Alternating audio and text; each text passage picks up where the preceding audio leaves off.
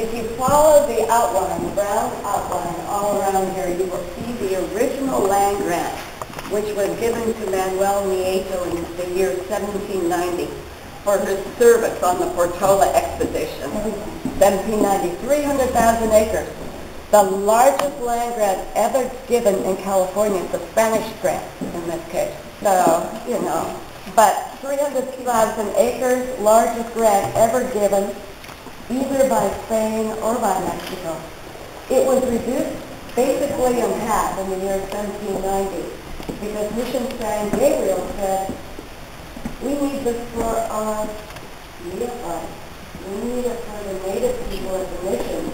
And you'll see correspondence in that other room where Nieto writes back and he says, they want my land on behalf of the Indians who have no right to this land. No right. And so the purpose of this map is to show the evolution over time. So it was cut in half in 1790, and then he died, and in 1833 his children received permission to subdivide it into 5 great ranches, including Rancho Los Alamitos. So again, this isn't linear. This is still here. So on this map, you will see the actual land grant boundaries. You will see the Native American villages, including Cavona, and you will see us. You will see the freeway. And it's positioned south. It's the scale. So 2.2 miles that way is the ocean. This is quite a remarkable feat. Dugald's images were so extraordinary that there was no question from then on he was going to do the whole room. So he became the wall guy as well. And over time, we developed the content for the wall. And at some point, we decided not to put his watercolor map on the floor because it would have required having artists come down and replicate it with paint on the floor, and I knew it would be the same thing, so we decided to change it. And I also knew it had to be exactly accurate because people would be complaining about the street. Gentlemen such as Kevin Starr, Bill Deverell, Mark Pappas from the Smithsonian, all the luminaries are coming together in this room to talk about, again, topics that have traveled through time. Where does Rancho Los Alamitos fit? Not in Long Beach, not in California, but within the national experience. Where does Rancho Los Alamitos fit in the relationship between vernacular and professional design, meaning this landscape its vernacular has evolved over time? Where does Rancho Los Alamitos fit in the discussion of immigration today? All these topics are part of our year-long symposium in this multi-purpose room. Without any reference to the historic grid that they've always set on, so that's what we corrected that. So you consider that a temporary location then? Yeah, an aberration. Well, oh, okay. But actually that's what's explained on that orientation site map also. Have those voices been mollified, or is that still, you still encounter that? Are you speaking of the road groups before? I guess I am. Thank you. And we now have major road groups for transport project. Which is a neighborhood dispute.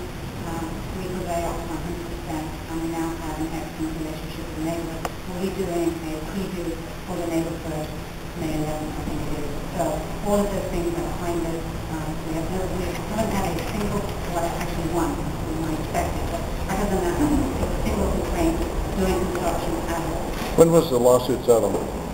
I had to think about that. Or at least I'm what? going to say about 2008. It went over 4 years. Was that a big problem? I mean, obviously lawyers cost money. Yes, but we won. Yeah, I understand. Only a few people. We had many people on the hill who volunteered, who donated to the project. They just didn't want to get involved with a small group that was doing the work. But the majority of the neighbors are really supportive. Was it settled or was it adjudicated? We were adjudicated. Oh, okay. How many residents do you We had about 360 homes with about 110 condominiums and about 30 residents. We have a limited amount of historic footage.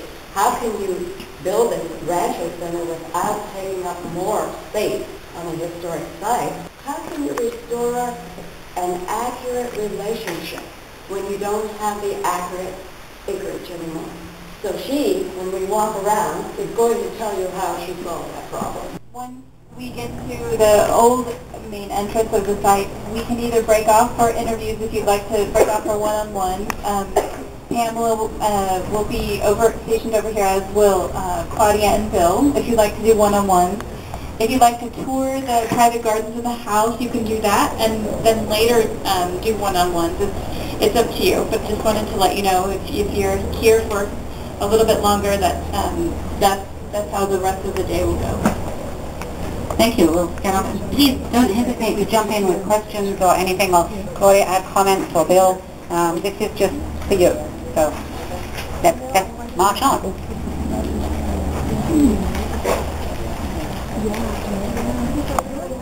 Gates, the construction manager,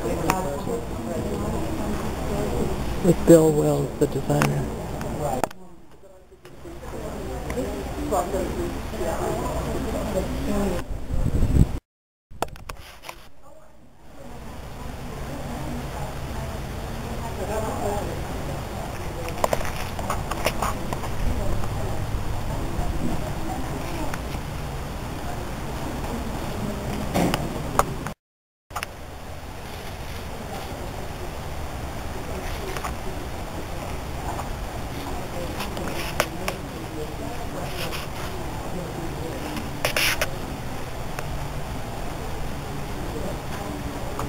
The small pepper trees replaced the barn that burned in 1947.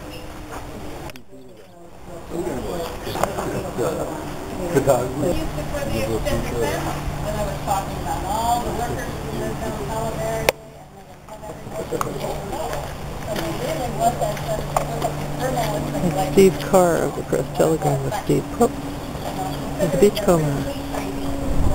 Getting acquainted. Kind of neat. This is a good day.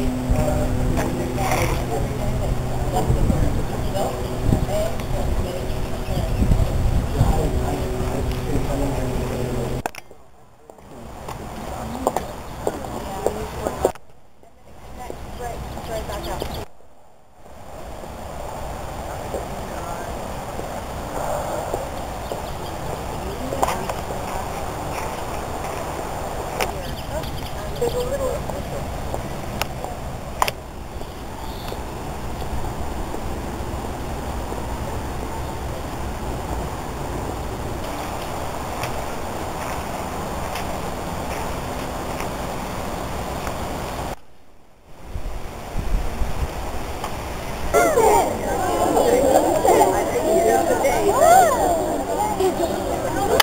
All of our ancestors were connected to the earth at one time, and all of us need to start remembering that again.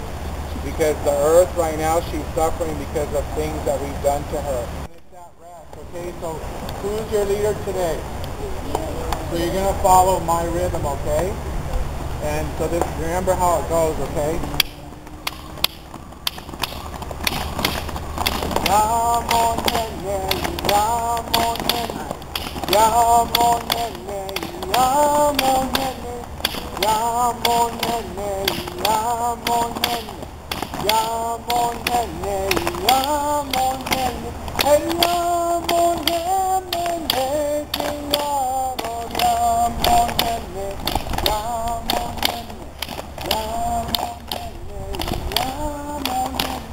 I love the building. It's a very organic building, and every generation of people who live here change the house to suit their own needs. You saw the diagram that started out as an adobe, all about the house, family, and within, they just added what they needed to make it work for them. So from the outside, you can't really tell them it's a building, but when you go in, you'll see the 2 and 3 foot thick walls.